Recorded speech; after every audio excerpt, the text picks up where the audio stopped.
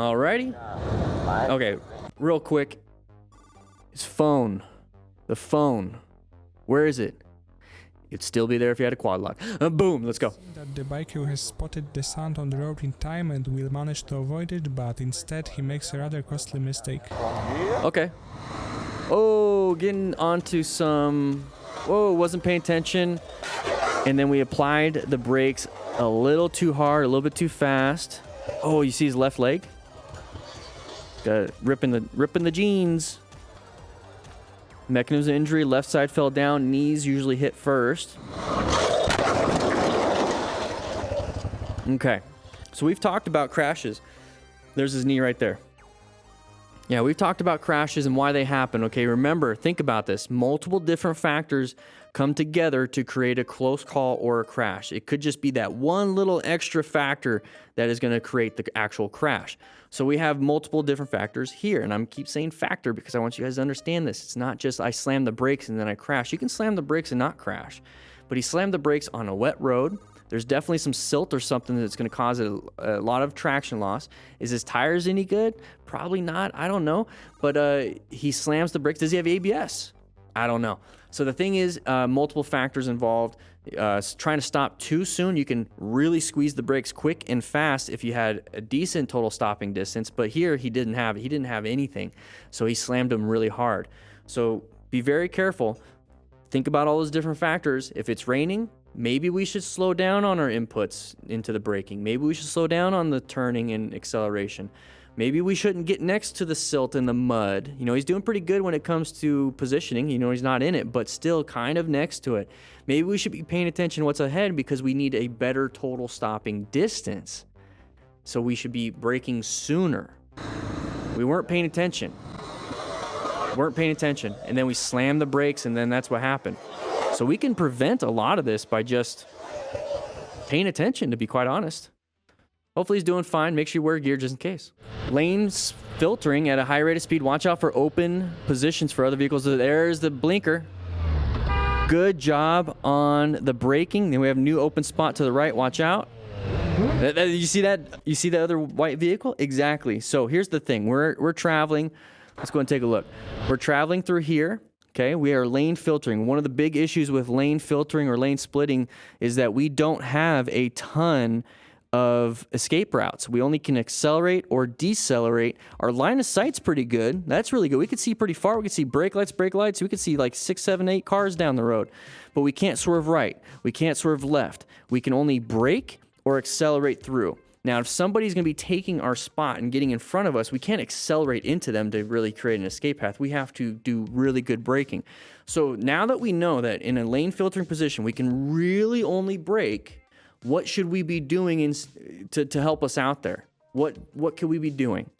We can be covering the brakes. Okay, that's one thing. Okay, Swiss cheese version of protection. You know, that might not work, but what's plan B, C, D, and E if we do all these things together? Okay, cover the brakes. Okay, maybe lower our speed because we're still traveling faster than everybody else. Everyone's stopped. Okay, so lowering our speed, and then we're going to cover the brakes. Okay, so that's going to lower our total stopping distance because our perception and reaction is going to be a lot better because we're covering the brakes. And then since we're going slower, our total braking distance is going to be a lot shorter.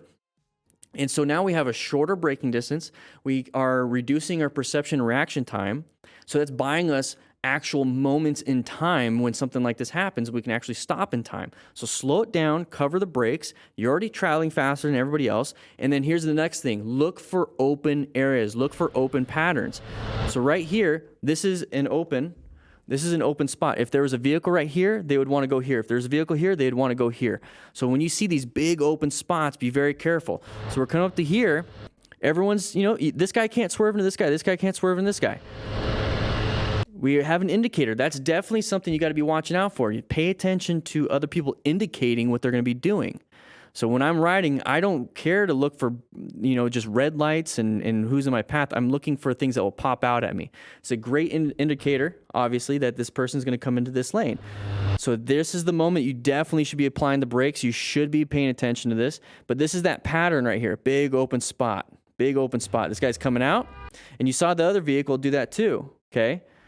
This vehicle saw an open spot, got into there too. Okay, that's one of the hazards you have when it comes to lane filtering. So pay attention to that. Come up to here. Now this white vehicle, we got past this. This white vehicle wants to do the same thing. Watch. So that you saw the indicator.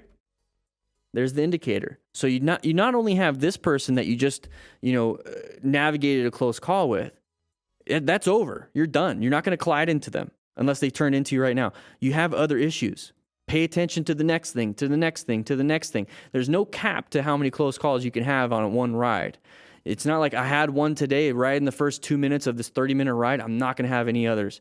No. You can have one second after second after second after second, depending on how the traffic is or what the hazardous situations are.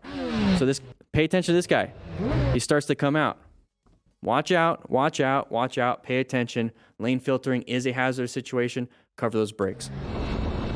We are coming up to an intersection. Should be an orange stage. Okay. Locked up the brakes a little bit. Handled it. Hey, if it works and it's not pretty, I don't care. It works. Okay. How can we make it prettier? How can we make it smoother is going to be the next step here. How can we make it smoother here? We're coming up to an intersection. We should be in orange stage automatically paying attention. Okay. As soon as you see these lights, go into orange stage, cover those brakes, look for your escape paths, plan your ride, position for safety, locate. You just did it. Assess now. We're going to assess. Okay. This guy just became a hazardous situation for us. We now need to navigate this because he's going to take our path of travel, and at our speed, if we maintain it, we're going to collide. So what we need to do is apply some brake pressure and look for those escape paths. We do have some off to the side if you really needed to. It's still scary, but you also don't want to lock up the brakes. So what he did, locked up the brakes. Okay, so probably doesn't have ABS, so we should be practicing our progressive braking, in a parking lot. So make sure you guys practice your braking in a parking lot so we can stop before this, okay? Did a good job. Handled it. All right, side of the vehicle. Okay, good job with the swerve, even in wet roads. So braking wouldn't have been the solution, right? Like this, so we're coming up to here. This is going to be an orange stage situation because we are worried that this vehicle is going to come out in front of us. This is the pattern that we're always paying attention to, is that side of the vehicle. We're always looking for this side of the vehicle. That's going to indicate an intersection, which is going to indicate we need to cover our brakes, which is going to indicate that we need to find escape paths, and it's going to indicate that this could be something. And if it isn't something, we pass this and they never came out, I'm good. I'm great. Going back to yellow stage where I'm just kind of zoned in, good situation awareness, looking around, not worrying too much, going to orange stage when something like this happens. So good job on this rider. Saw it. This person starts to creep out. We were already moving over because we saw that this person's kind of being dumb. And so we did a great job maneuvering, getting ourselves off to the side because we're going to now position ourselves into a better position. And we're navigating right now. Okay, we still have to watch out for the vehicle up ahead. You see the headlights coming towards us? So once we swerve into this part, we need to swerve back, okay? Swerve back. Don't worry about looking back too much. You got to swerve back because we have a giant bus coming at us. Got to be watching out for that.